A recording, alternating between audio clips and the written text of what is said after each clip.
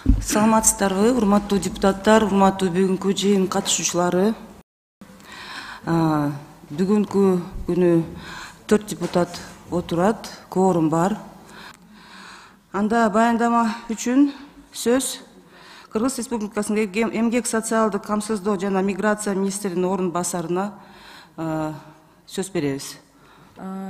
Аталган мыйзамдын бул долбоору аралыкта жумушта аткарган кызматкерлердин эмгегин жөнгө салуу максатында иштелип чыккан.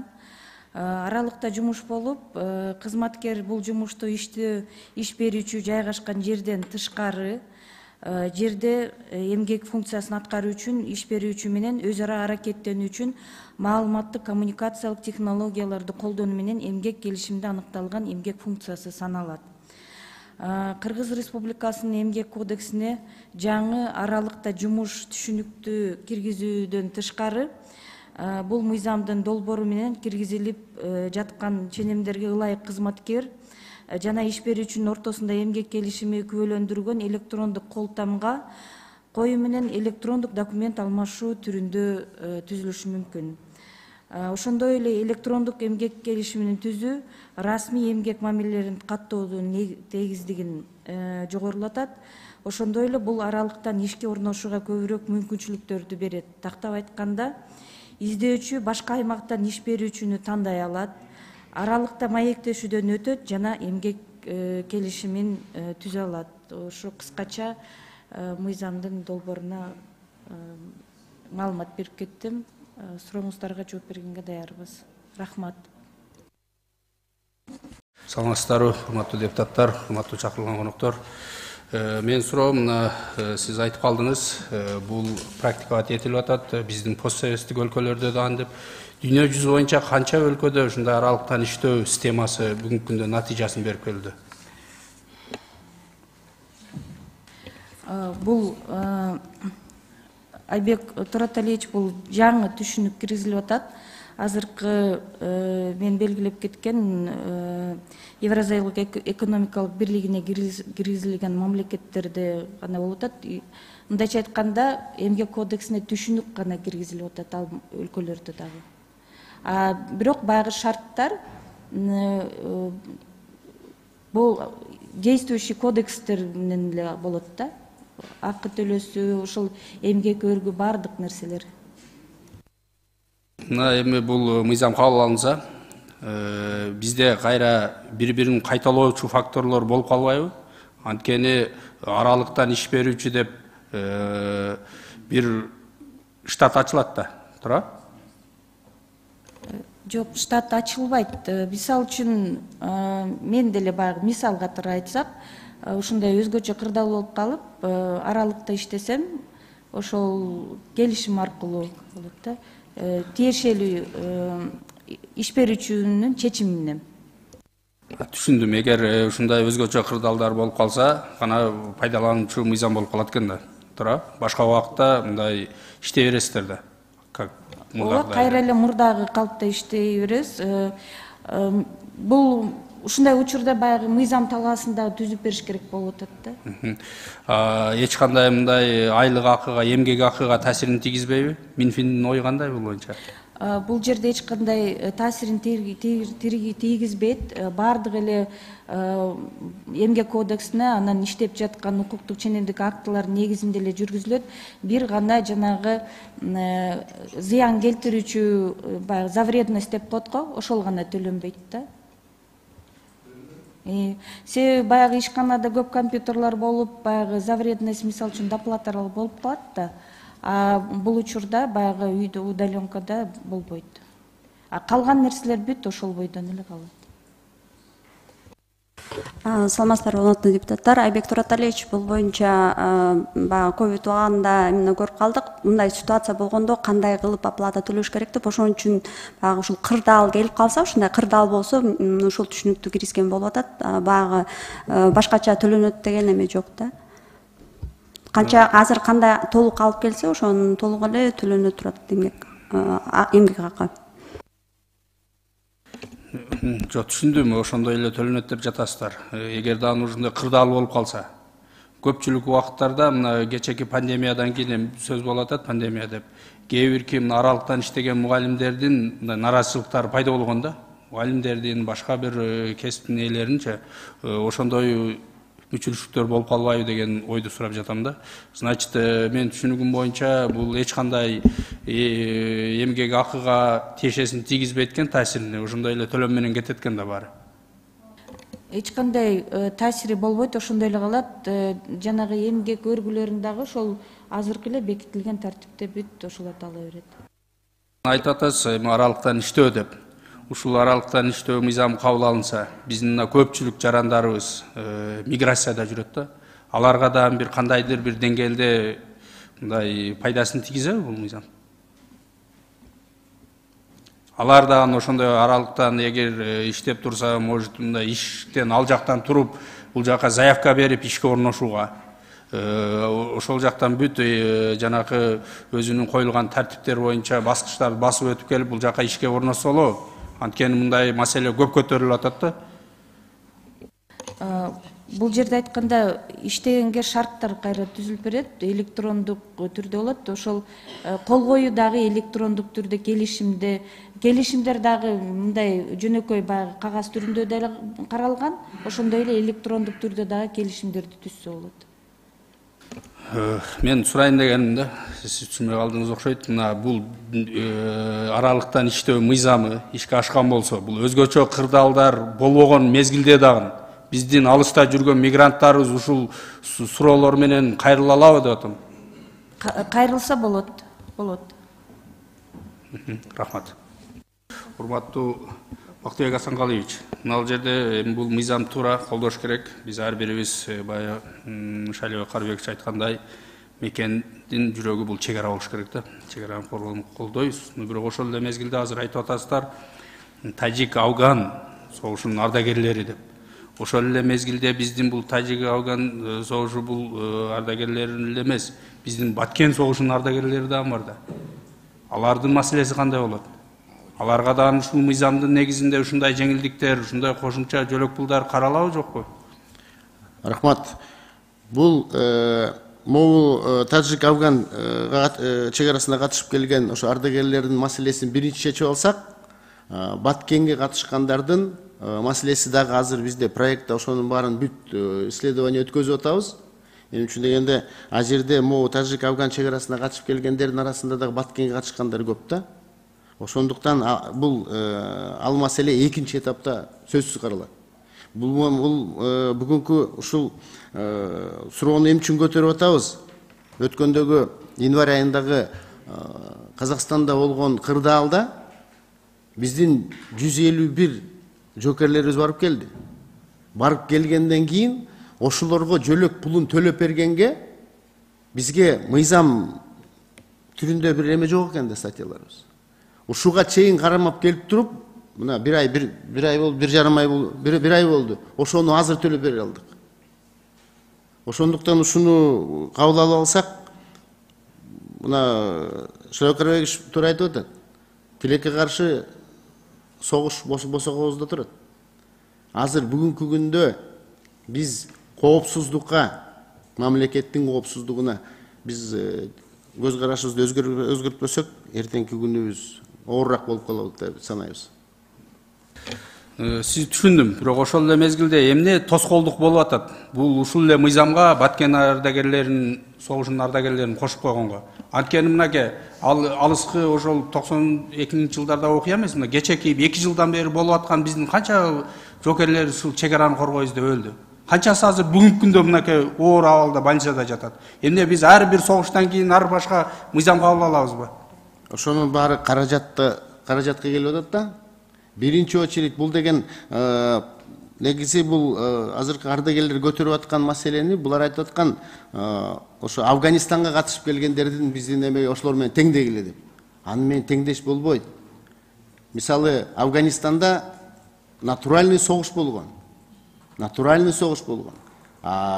Тажикстанда баягы анча-мынча баягы чек ара бузуулар жерден дагы, бирок аны мындай салыштырган болбойт да. Bir операция менен bir кырдаал менен bir кырдаал салыштырган именно баягы аскердик терминдер менен салыштырган болбойт. Ошондуктан могу биринчи этапта ушул маселени өткөзүп алсак, экинчи этапта уже бүт баарын тактап туруп, Баткен коогалаңындагы катышкандардын маселесин дагы алып чыгабыз. Мына сиз айтып кеттиңиз да, Афганистан менен муну салыштырган болбойт деп. Эмне Баткенде анда эмне Баткен коогалаңында согуш болбоду? Баткенди мына чыныгы биздин кыргыз эгемендүү мамлекетибизди коргойбуз деп курман болгон. Туура. Афганистанда бул ошол жалпы союздун атынан барган. Экөөнүн чоң айырмасы бар. Бул жерде керек болсо Баткен согушу Афган согушунан бийик туруш керек. Анткени бул жерде биз өзүбүздүн өлкөнү коргойбуз деп болуп атат. Башка бир өлкөнүн жеринде согушкан жок. Бул өзүбүздүн мамлекеттин эгемендүүлүгүн коргойбуз деп курман болгон да. Бул кандай түшүнсө болот сиз? Ал настоящий согуш болгон ал жакта, бул жерде мындай эле деген. Виктор Толевич, мен азыр Баткенди айтпай элемин. Мен азыр могу тажик-афган чек арасындагы менен анан Афганистандагы согушту айтып атам. Ошону айтып атат, сиз Баткенди отдельный карайбыз деп. Баткендин статусу кандай болот ошондо? Азыркы ал тажик-афгандан жогору турабы же ылдый турабы? Баткендеги коогалаңдын ошо окуядагы эмеси бул статусу мындан жогору болот. Могу тажик-афган чек арасындагы кырдаал боюнча андан жогору болуш керек. Между Афганистаном и таджик-афганской границей. Эми менин жанакы башында берген суроомо азыр эми жооп берип атасыз да. Башында жооп берсеңиз болмок. Бул тажик-афганды биз Баткенди кошуп койсок болбойт. Анткени Баткен коогалаңы мындан жогору турат. Биз Баткен коогалаңына катышкандарга балким мындан жогорураак жөлөк бул карайттырбыз деген суроону жоопту берсеңиз, ошондо мына Баткен согушунун катышуучулары мындай ынанмак, күтө турмак. Эгер азыр мындай жоопторду угуп калса, сразу бизге уже жазып атат. Азыр мен айткан сөздүн баарын жазып атат. Биз өлкөбүздүн коопсуздугун коргоп мына инвалид болдук, башка болдук деп. Биз эл менен жолугушканда мына кече жакында айтышты, биздин жөлөк пулдар такыр көтөрүлбөй атат деп Баткен коогалаңынын катышуучулары. Ошон үчүн мындай чындыгында керек бул мыйзам. Андан кийин экинчи этапты дагы батыраак баштасаңыздар. Рахмат. Там более 4000 участников. Более 4000 участников. На сегодняшний день на учете в военных комиссариатах находится 2401 человек.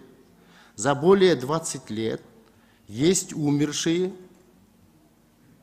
к сожалению, есть, которые прибыв туда при исполнении служебных обязанностей, там погибшие были. Есть мигранты, которые приняли гражданство других государств.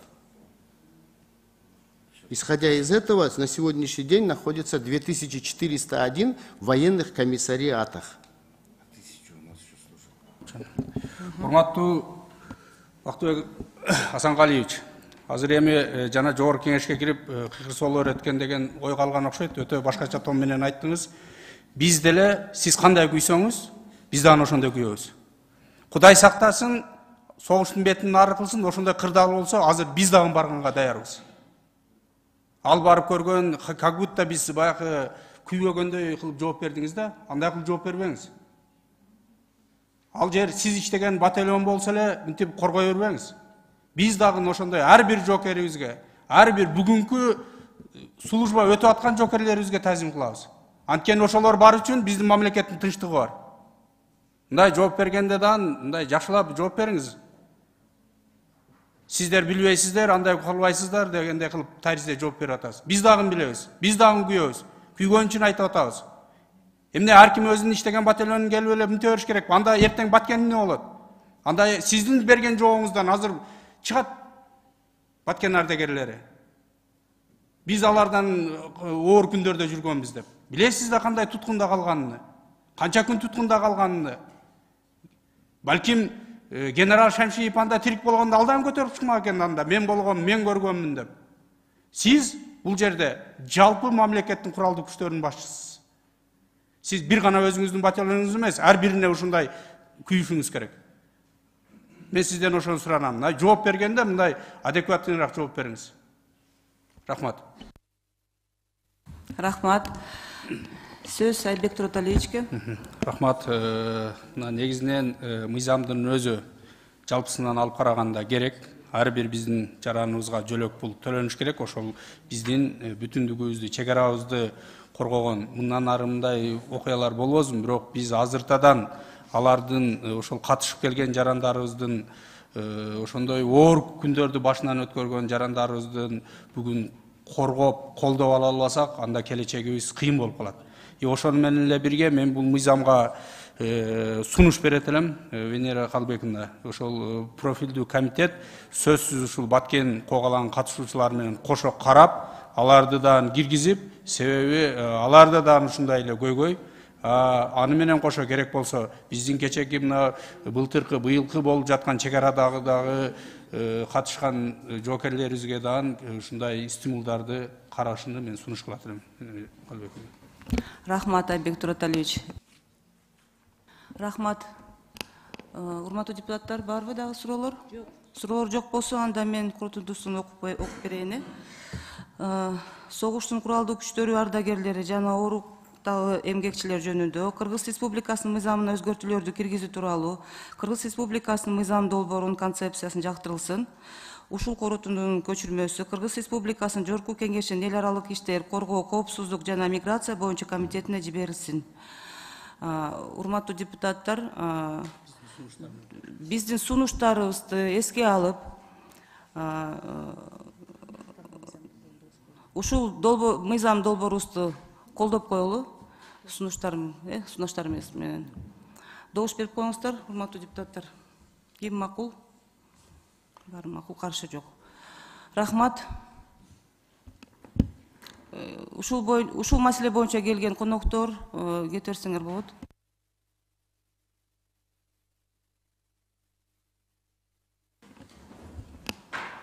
Урматтуу депутаттар, 3-чү маселе.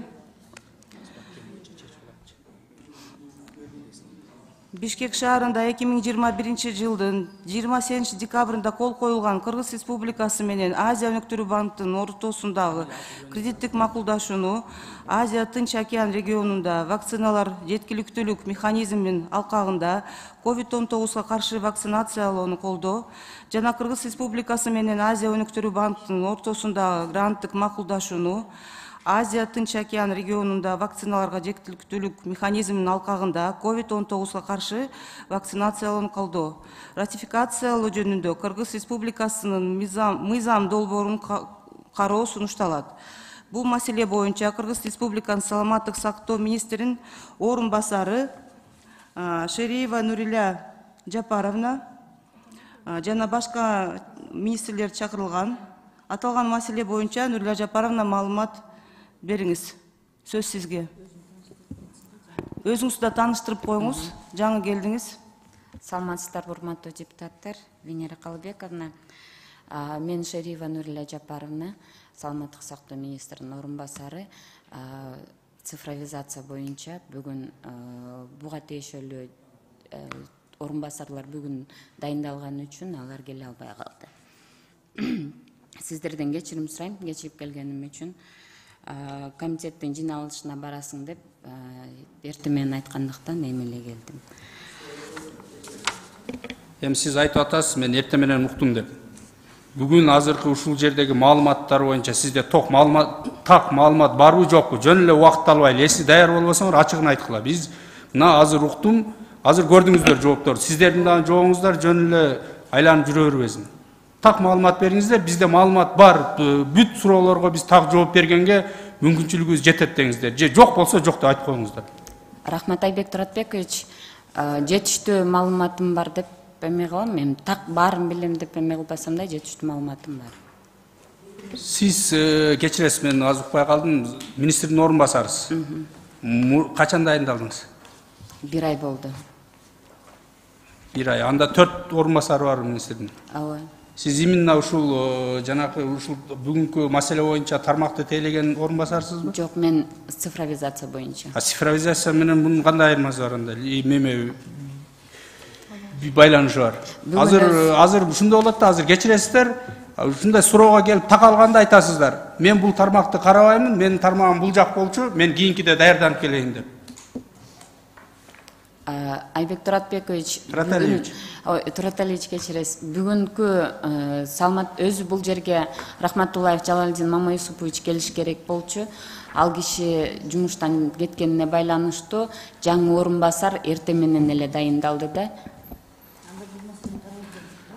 Эми анда ошону сурап атпайм мен сизден. Анда ушундай кырдаалга байланыштуу бизде толук маалымат жок. Кийинки бир карайлы деп. Именно ушул вакцинанын артынан кечиресиз, сиздин министриңиз кармалып отурат. Мына бүгүн именно ушул вакцинанын артынан кармалып отурат. Анан кайра ушул темада келип алып эми мынтип отурганыбыз туура эмес да. Буга так жооп бере турган адам келиш керек. 30 июлда ратификация болот да, ошон үчүн жетишпей калабыз деп эме кылган. Не, дагы бирөөнүн каматыңар келип атат. Шашып отуруп. Не деген сөз 30 июнда болуш керек, биз шашып атабыз деп. Не, дагы бирөөнүн каматыңар керекпи? Же бизди кошо алып барыңар келип атат следствие. Эми бул өзүңүздөр көрүп атасыздар, коомчулукта кандай сөз болуп атат. Именно сиздердин министрликте бунун артынан кандай чыр болуп атат.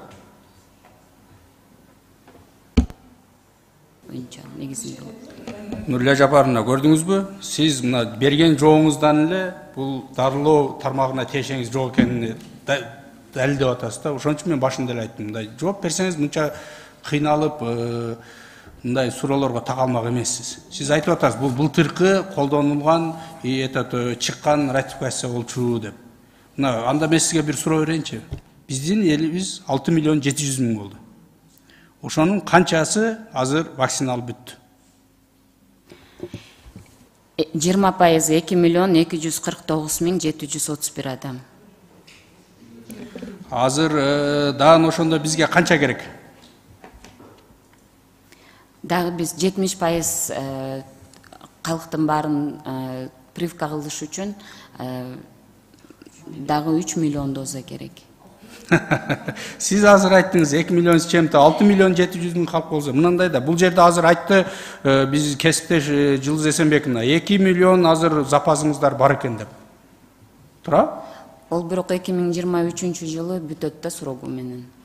Азыр сиз эрте алып алсаңыз, мындан срок эртең бүткөндө дагы алып келесиңерби? Давайте Венера Калбековна айтмыйм, бул мемени калтырайлы, кийинкиге так жооп бере тургандар келсин. Биз азыр алган жоопторго канаттанган жокпуз.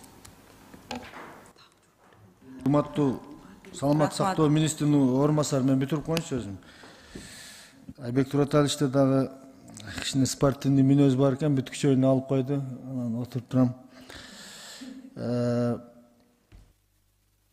Мен суроо берип коеюнчу. Суроом Жибек Курманкуловна сизге да. Бул жерде жазылып турат, көрдүчү. 1 класстан 4 класстардын окуучуларынын тамактандыруу үчүн белгиленген базалык сумманы 7 сомдон 20 сомго чейин жогорулатуу үчүн депчи. Мүмкүнчүлүк барбы ошондой кылып көтөргөнгө финанс министрлигинде? Рахмат, Айбек Тураталиевич, бул маселе боюнча бюджеттик мыйзамдын чегинде баягы жыл ичинде ошол карала турган болсо, баягы финансылык булагы жок болсо, аны карабашыбыз керек. Биз ошон үчүн бул маселени 23-жылдын бюджетин карап атканда деп карайлы деген болуп атат да, финанс министринин позициясы. Анда быйылкы окуу жылынан эмес, 23-жылдын 1 январынан баштап эсептеп ошону тактап эме кылалы депчи. Анан бирок бул жерде 20 сомго чейин, бул жерде мурунку бир эсептер кылып көргөнбүз. Минобразование менен 14 сомго чейин дегенде ошондо где-то 600 миллион сом керек болуп аткан. Бирок андан сырткары баягы биз 1 класска кире турган контингенттерди эсептеп келгенде жылда Национальный статистический комитет берет, канча киши окуучу болот депчи, бирок андан көп болуп калат жылдачы. Биз былтыр эле жылы 21-жылга 500 миллиондой кошумча акча бердик да, ошон үчүн бул жерде бул 600 миллиондой мындай көрүп болуп калышы мүмкүн. Анан мүмкүнчүлүккө жараша ошон үчүн 1 январдан карайлы деп атабыз да. Минобразование менен чогуу иш алып барабыз. Өзү негизинен көтөрүш керек. Эми 7 сом акча ал жетпейт. Себеби баарыбыз эле билебиз, азыр окуучуларыбызга эмнелерди берип атканыбызды, кайра биз аларга мындай тамактандырып жакшырак кылабыз деген менен кээ бир учурларда мына көрүп атабыз. Мектептерден нелер отравление чыккан болуп атат. Кээ бирки мына биз бул жерде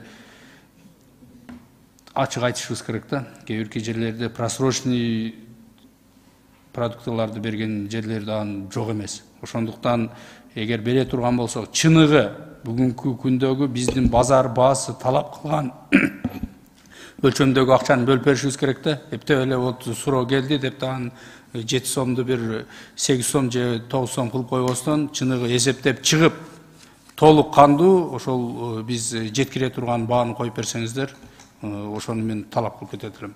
Рахмат.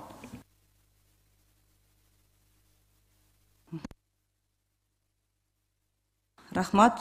Анда акыркы маселе, урматтуу депутаттар. Күн тартибинде ар кандай маселелер мамлекеттик сыйлыктарга 5 адам сунушталган болчу, дагы 4 адам кошулган.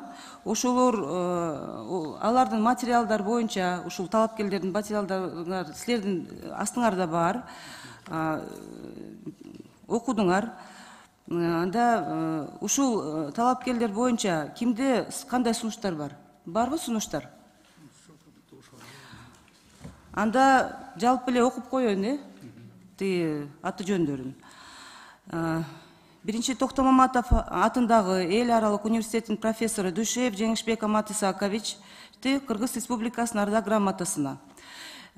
Бишкек шаарында номер 1 үй-бүлөлүк борбордун врач-рентгенологу Абдыкадырова Жайна Гүлчурмашевна Кыргыз Республикасынын эмгек сиңирген врачына. Жалал-Абад областтык кургак учукка каршы күрөшүү борборунун улуу медайымы Мамитова Динаркан Арпаевнаны Кыргыз Республикасынын Ардак грамотасына. Кыргыз Республикасынын Маданият, маалымат, спорт жана жаштар саясаты министрлигинин кызматкерлери Сыдыков Тыныбекти Кыргыз Республикасынын маданиятына эмгек сиңирген ишмерине. Абдымамунов атындагы Кыргыз улуттук академиялык драма театрынын артисти Осмонова Айсалкын Азизовнаны Кыргыз Республикасынын эмгек сиңирген артистине Кыргыз Республикасынын мамлекеттик сыйлыктары менен сыйлоого сунушталган комитетке келип түшкөн. Дагы 4 талапкерлер Алаев Маматалип Турдалиевич Кыргыз Республикасынын эмгек сиңирген мугалим намына, Сыдыков Созулкан Талыповна Кыргыз Республикасынын эмгек сиңирген мугалим намына, Ташбулатова Замира Козуевна Кыргыз Республикасынын Ардак грамотасына, Аскаралиев Хамиджан Кыргыз Республикасынын Жогорку Кеңешинин энчиленген кол саатына. Урматтуу коллегалар, каршы болбосоңуздар, аталган талапкерлерди добуш коем. Ким каршы, ким макул? Добуш берип коюңуздар. Материалдар бар го силердин астыңарда. Добушка коем, добуш берип коюңуздар, Ким макул? Баары макул, каршы жок. Рахмат. Бүгүнкү комитет ошо менен эмки комитетке чейин көрүшкөнчө, урматтуу депутаттар. Рахмат.